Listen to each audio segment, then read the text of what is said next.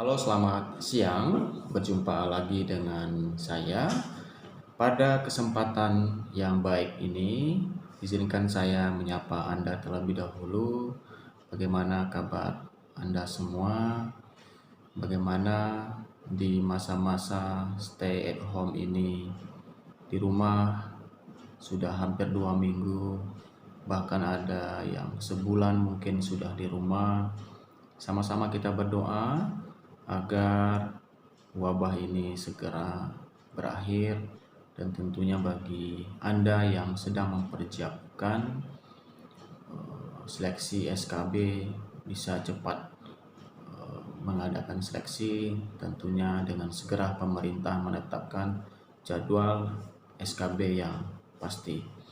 Mohon maaf mungkin cahayanya sedikit terang karena memang saat ini atas anjuran pemerintah kita harus banyak mendapatkan sinar matahari.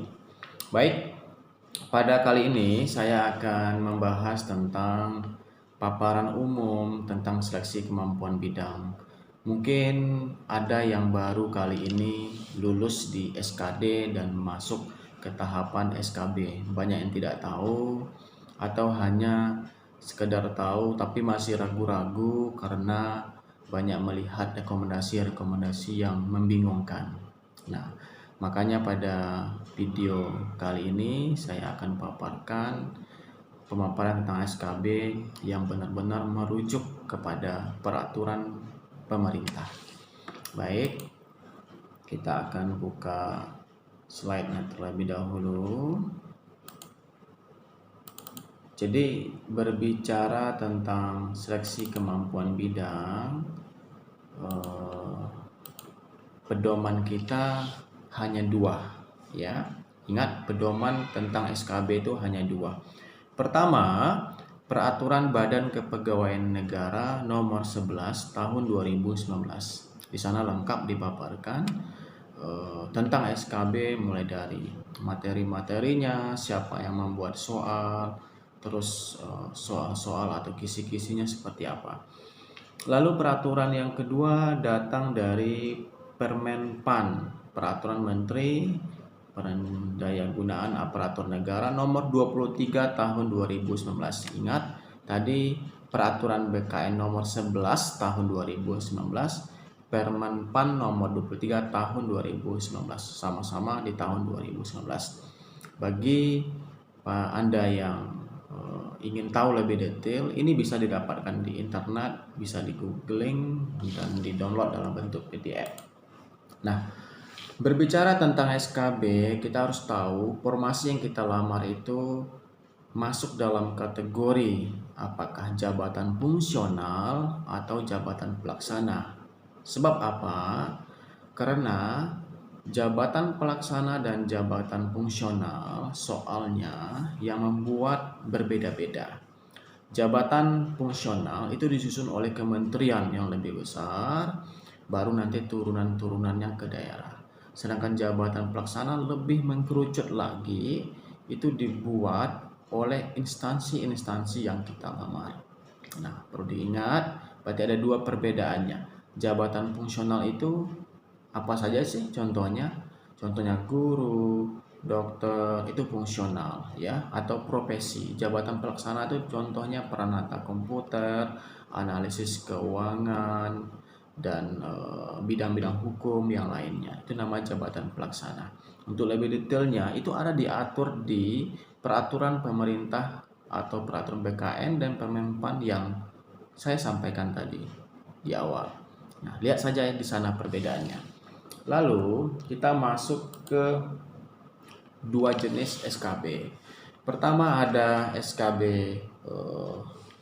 yang disebut instansi pusat. Ini jikalau kita melamar untuk formasi-formasi di pusat, seperti kementerian, KPU, BKN, Kemenlu, dan sebagainya. Dan ada SKB di daerah. Nah, SKB di daerah itu adalah formasi-formasi yang dibuka di lingkungan pemerintahan provinsi ataupun di pemerintahan kota atau kabupaten. Nah, kita coba lihat satu persatu. Kalau SKB di instansi pusat itu hampir dipastikan tidak menggunakan CAT di seleksi TKB. TKB itu adalah tes kemampuan bidangnya yang 100 butir soal. Lalu ada TPA. Ini juga jenis tes yang harus kita siapkan apabila kita melamar di instansi-instansi pusat. Lalu ada praktek kerja. Nah, praktek kerja ini kalau kita melamar di formasi-formasi yang ada hubungannya dengan pekerjaan langsung. Nah, ada juga jenis tes bahasa asing. Misalkan kita melamar di Kementerian Luar Negeri, di bagian diplomasi. Nah, bisa saja ada tes SKB-nya bahasa asing. Kemudian ada fisik. Nah, fisik disebut juga dengan kesemaptaan. Ini biasanya kalau kita melamar di formasi Kemenkumham. Ada psikotes. Nah, psikotes ini untuk tahun 2020 adalah materi yang harus disiapkan di semua formasi. Kita tidak pernah tahu apa saja nanti yang akan dites. Jadi segala kemungkinan harus kita siapkan. Boleh kita mengacu kepada tes-tes SKB di tahun lalu, mungkin dengan bertanya kepada teman-teman yang sudah lulus atau melihat peraturan-peraturan tahun lalu. Ingat, petunjuk teknis pelaksanaan SKB untuk formasi CPNS 2019 memang belum diterbitkan oleh pemerintah dan sedikit memang ada keterlambatan, ditambah lagi dengan kondisi wabah COVID-19 saat ini. Nah, kemudian ada kesehatan jiwa, jenis-jenis tes SKB yang harus kita siapkan. Kesehatan jiwa atau disebut dengan KESWA itu adalah semacam alat tes yang biasa digunakan di rumah sakit jiwa. Ada 500 soal dan jawabannya hanya pilihan ya, tidak, ya, tidak, ya, tidak sampai 500 soal. Baik. Kemudian ada wawancara. Saya reminder kepada Anda untuk teknik-teknik wawancara, apapun formasi Anda saat ini harus dipelajari. Tidak tertutup kemungkinan untuk tahun ini wawancara akan masuk di semua formasi. Nah, jadi kalau kita hanya mengacu lalu kita tidak mau mempersiapkan, ingat pengalaman di SKD kemarin.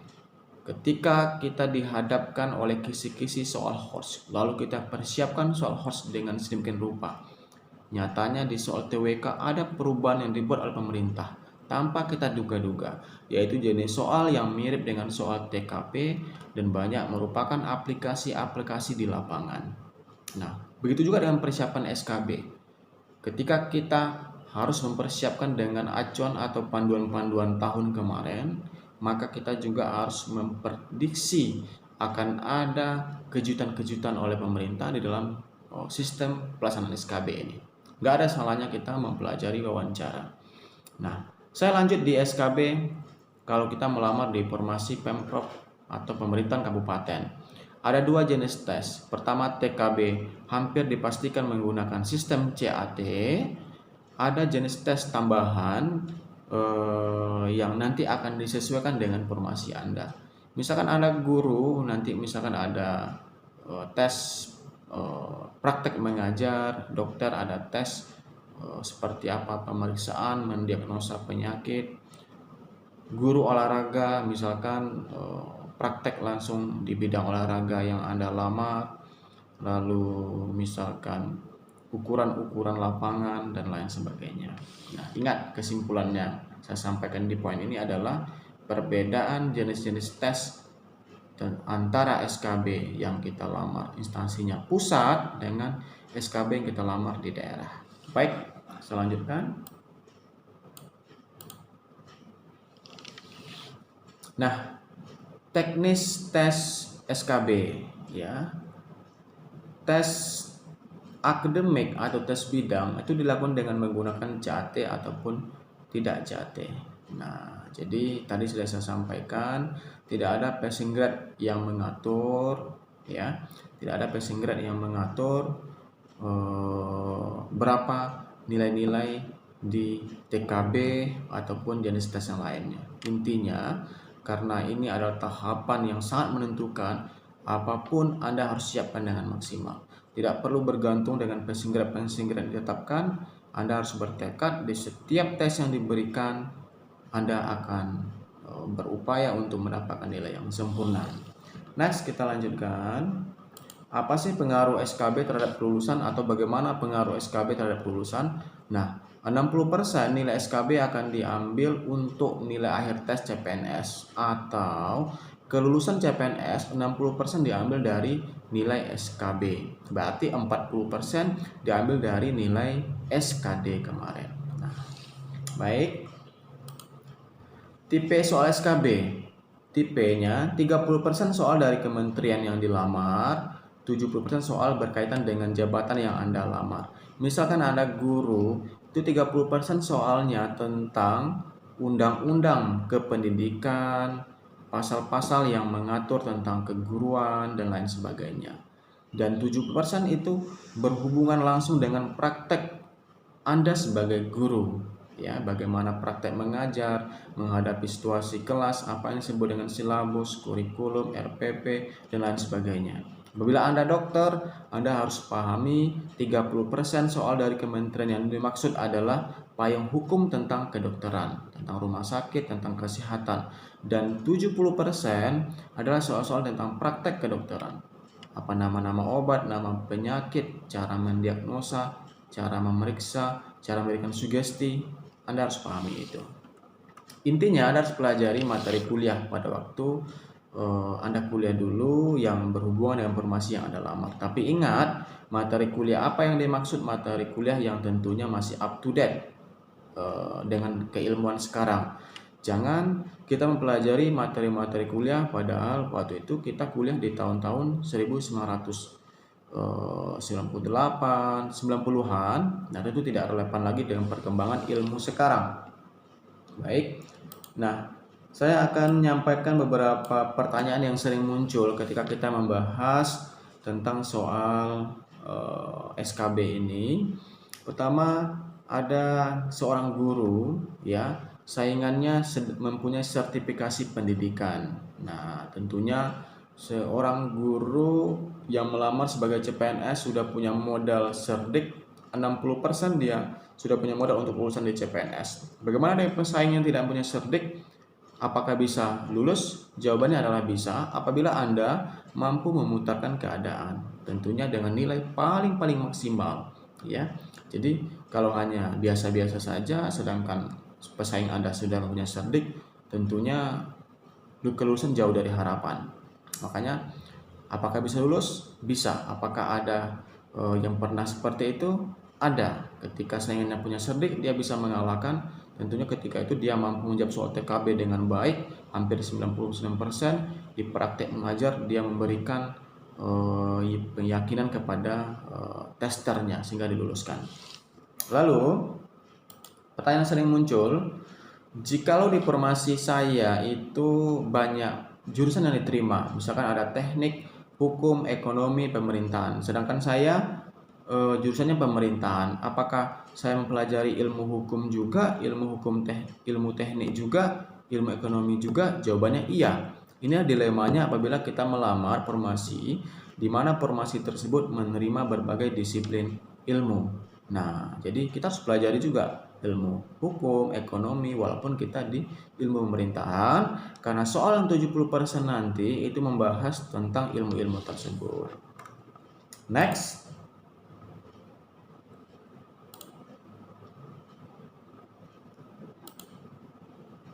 Oke, nah kemudian saya akan sedikit membahas tentang kisi-kisi di 30% undang-undang apa saja sih yang masuk. Nah, pertama, coba Anda pelajari Undang-Undang Nomor 5 Tahun 2014 tentang aparatur sipil negara.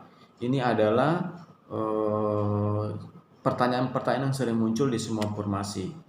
Disarankan juga untuk mempelajari Undang-Undang Nomor 43 Tahun 1999 tentang pokok-pokok kepegawaian. Itulah yang disatakan 30% banyak menanyakan tentang payung hukum, tentang ASN secara umum dan formasi Anda secara umum.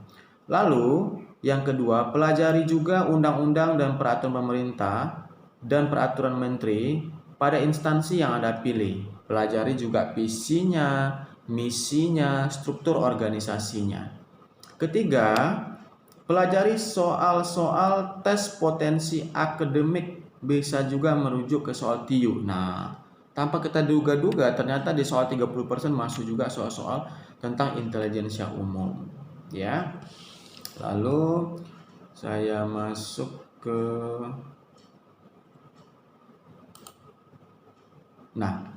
untuk pemerintahan daerah ya yang melamar ya di pemerintahan provinsi atau kabupaten untuk soal 30%. Nah, sama pelajari undang-undang berkaitan dengan pemerintahan daerah. Ini ternyata masuk ya. Apapun formasi yang Anda lamar ya, Anda harus mempelajari tentang undang-undang berkaitan pemerintahan daerah.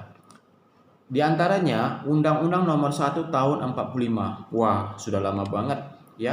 Ini tentang kedudukan Komite Nasional Daerah (KMD). Ini sering masuk.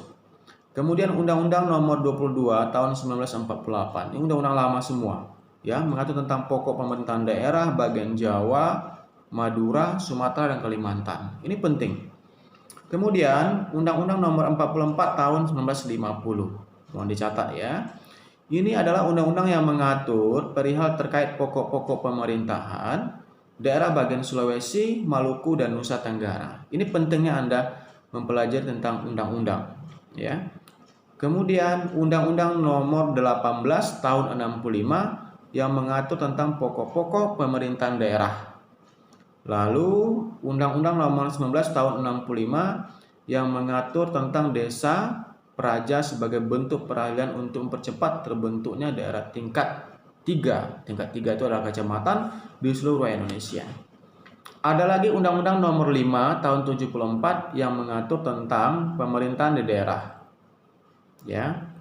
Selanjutnya, pelajari Undang-Undang Nomor 32 Tahun 2004 ya, tentang pemerintahan daerah juga. Kemudian Undang-Undang Nomor 9, saya ulangi, Undang-Undang Nomor 9 Tahun 2015 tentang pemerintahan daerah yang meliputi aturan pemerintahan dan aturan pemilihan kepala daerah. Nah, ya, mohon dicatat. Lalu di soal 30% apabila kita memilih formasi di Pemprov ataupun Pemkab, pelajari Undang-Undang Nomor 5 Tahun 2014 tentang aparatur sipil negara. Disarankan juga pelajari Undang-Undang Pokok Nomor 8 Tahun 1974 Junto, Undang-Undang Nomor 43 Tahun 1999. Ingat, Undang-Undang Nomor 43 Tahun 1999 tentang pokok-pokok kepegawaian. Nah, itu pentingnya ya. Baik, itu saja ya tentang paparan umum SKB, undang-undang yang mesti Anda pelajari tadi sudah disampaikan. Sekian dari saya, terima kasih, selamat siang.